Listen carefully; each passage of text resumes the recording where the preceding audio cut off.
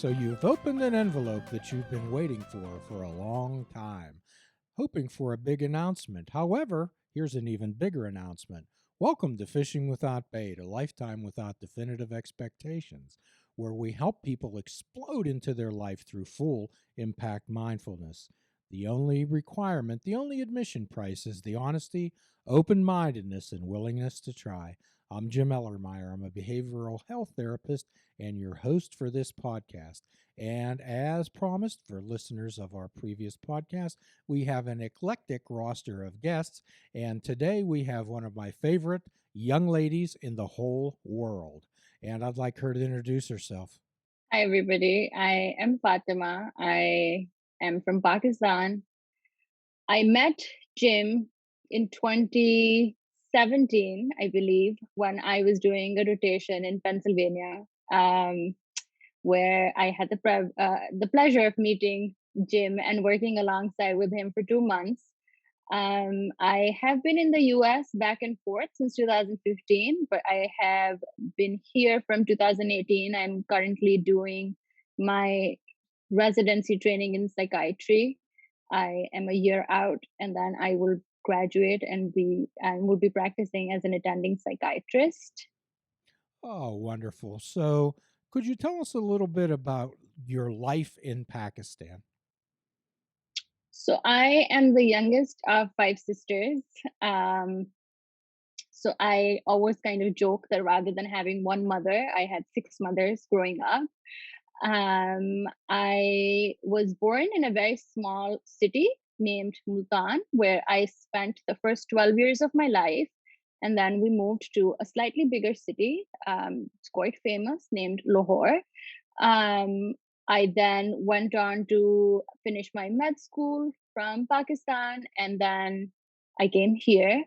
Um, I had a pretty privileged childhood and life in Pakistan. I was very protected. My parents tried to give me everything and more. And yeah, I genuinely really enjoyed my life in Pakistan. And your decision to come to the United States was based on. So, two of my older sisters are also physicians, and one of them actually practices in Pakistan. And she was the one who kind of motivated me to, explore different options. She thought that I had a lot of potential and that maybe staying in Pakistan, I might not be able to, fully explore that potential. The US seemed more of an easier choice because I have a lot of family here.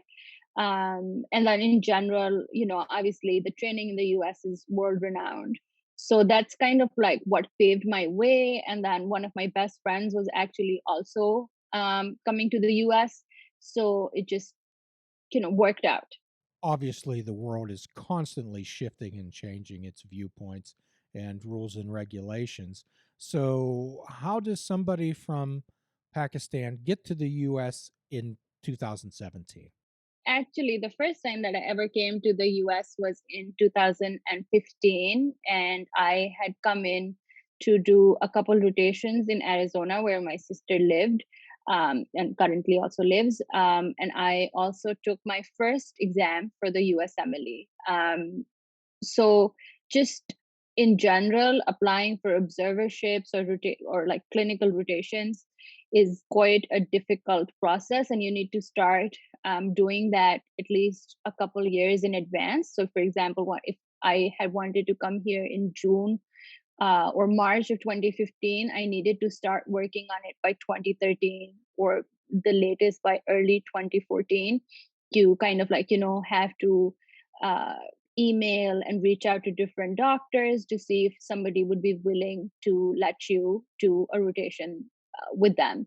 So the first time that I was here was in 2015. I stayed in the US for I think 3 4 months. I did a couple clinical rotations, took my exam, went back, started preparing for the USMLE step 1, which I took while I was in Pakistan, then came back to the US again. Stayed with my sister for a little bit. She needed some help. She has some chronic health conditions.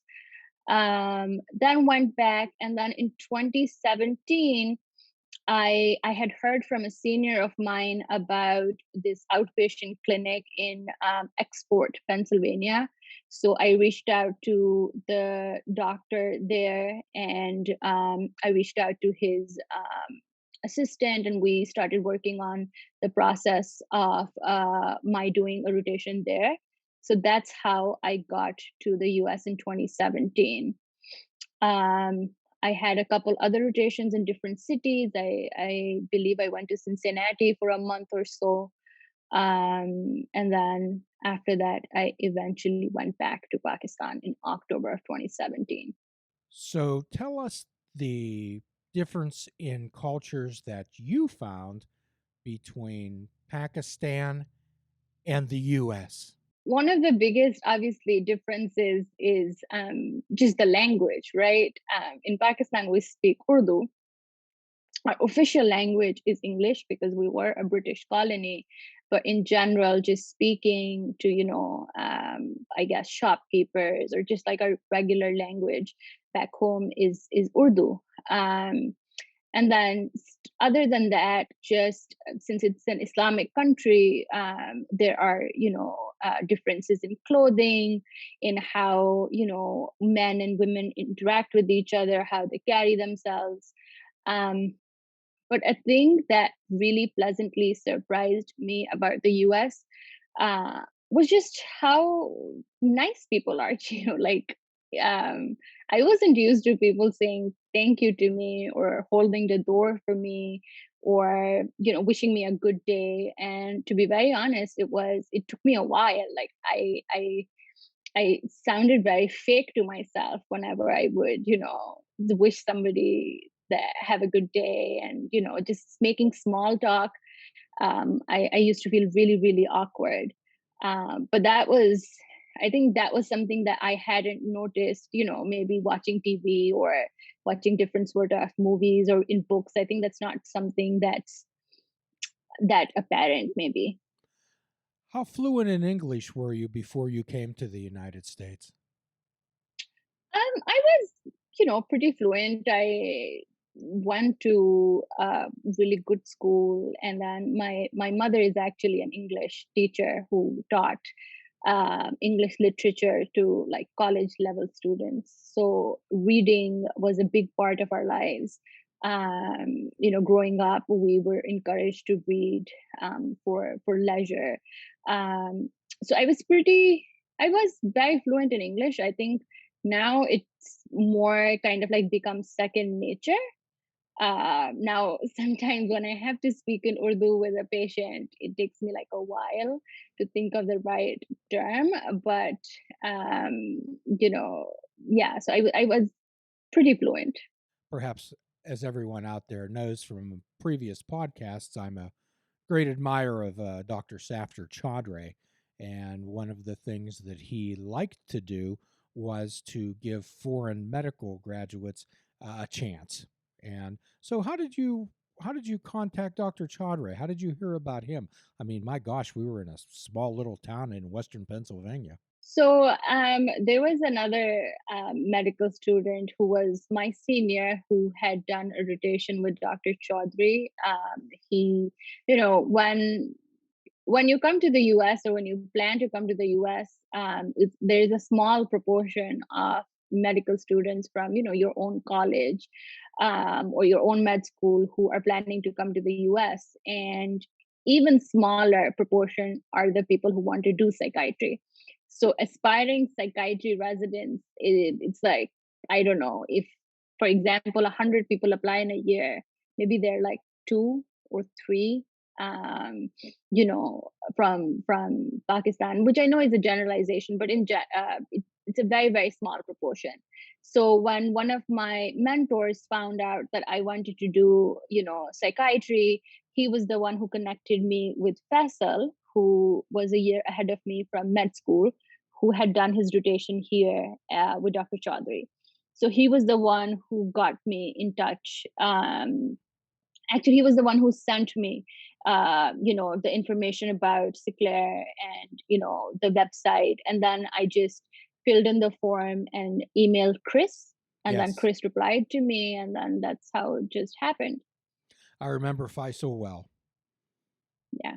Absolutely. Well, I'm certainly glad that he connected you with Dr. Chaudhry, who was very kind. And at that time, we were not only an outpatient psychiatric facility, Dr. Chaudhry often referred to it as an educational center also.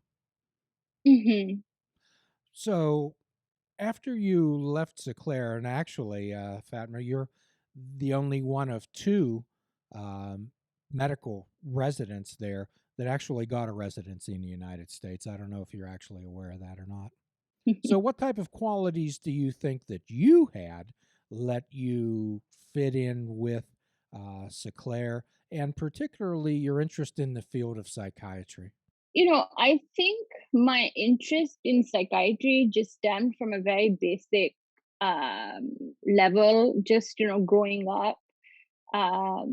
I was interested how the five of us were born to the same set of parents and had, almost identical environments, and we had such different personalities, such different ways to deal with stuff. I think that's where it started from, to kind of like, I kind of was always interested, like how, because you always talk about nature and nurture. But for us, we had similar genetic makeup and we have similar environments growing up, but we're so different. And then also in Pakistan, mental illness is, now the awareness is getting better, and a lot of people are, seeking help. But when I was there, when I was in med school, people didn't really talk much about psychiatry. And then I think there was a little, I was a little rebellious, because when I decided, or when I started telling, people that I wanted to do psychiatry, I was told that I was really smart and that I was wasting my talent by going into psychiatry. And I remember telling people that, it's my talent. So even if I want to waste it, it's on me. So I will still choose to do psychiatry. So, you were making choices. I was making choices. Excellent, excellent. That's one of my tattoos. You might not be able to see it from there, but it's I choose. Two most powerful words that a human being has in their vocabulary. I choose. So, talk to us a little bit about some of the roadblocks that were in your way and how you overcame them.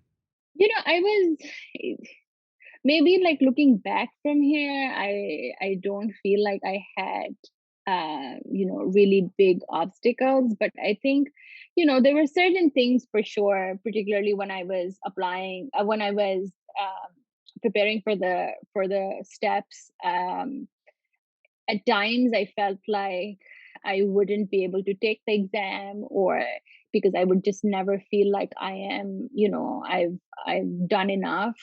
Or even when I took the exam, I had this fear that I wouldn't do very well.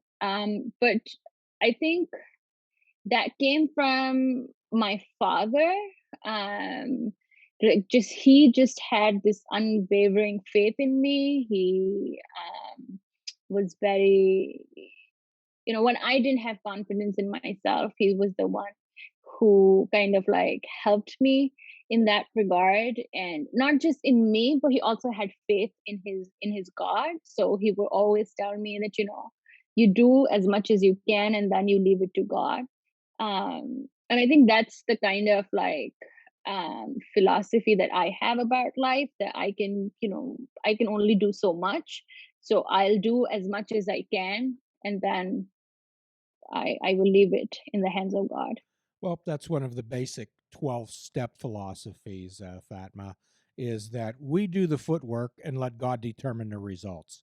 However, we have to do the footwork, and I would suspect there was much footwork involved in you getting to the United States and a medical residency. And I can't imagine the type of work or the hours that you're putting in. Could you tell us a little bit about what your residency is like? So in psychiatry is 4 years. Um, The first year you do some medicine. It depends on program to program.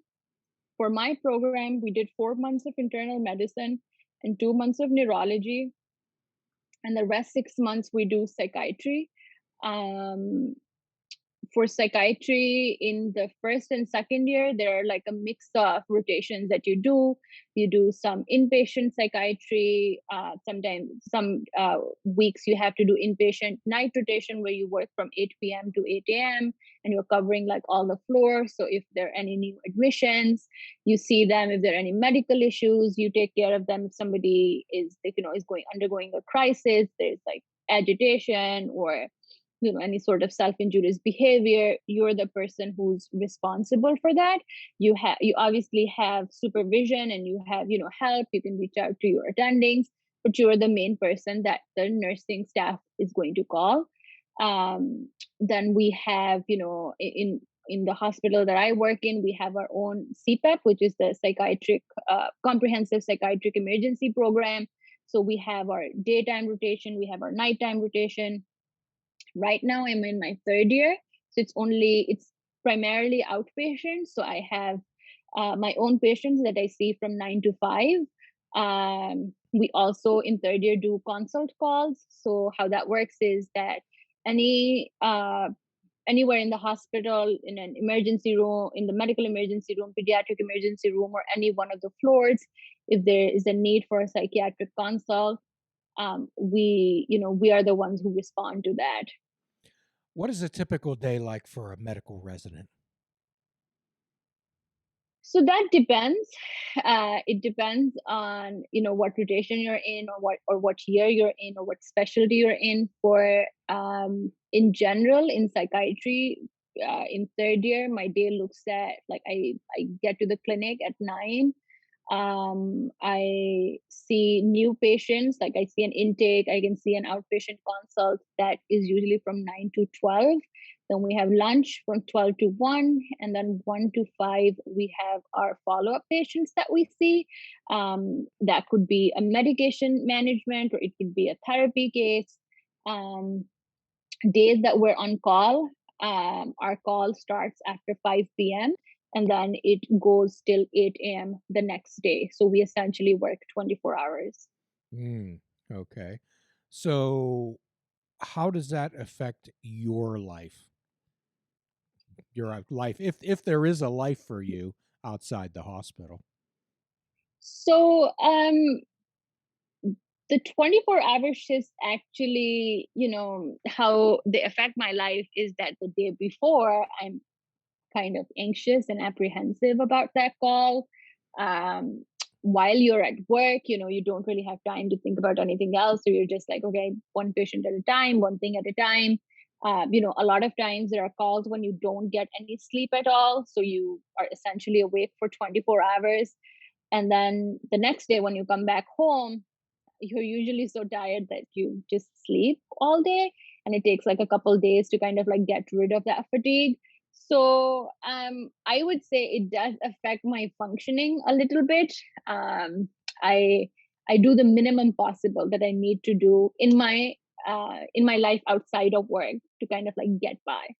And next week, we will wrap up our conversation with Fatma, our dear friend from New York City. And for our free prescription today, we offer fruits, nuts, and vegetables. Unplug your television and take up fishing. And for a truly mindful experience, we suggest that you fish without bait. Do a kindness for yourself and do a kindness for another. Forgive yourself and forgive another. Till all are free, none are free. Namaste, my friends. Please check out our website at fishingwithoutbait.com, where you can listen to the show, comment on our discussions, and find out where you can subscribe to our podcast. If you're interested in flying the colors of Fishing Without Bait, click the shop icon on our website. We have clothing, mugs, cell phone cases, and so much more. Show the world that you fish without bait. This show is a member of the Sorgatron Media Podcast Network. Find out more at sorgatronmedia.com.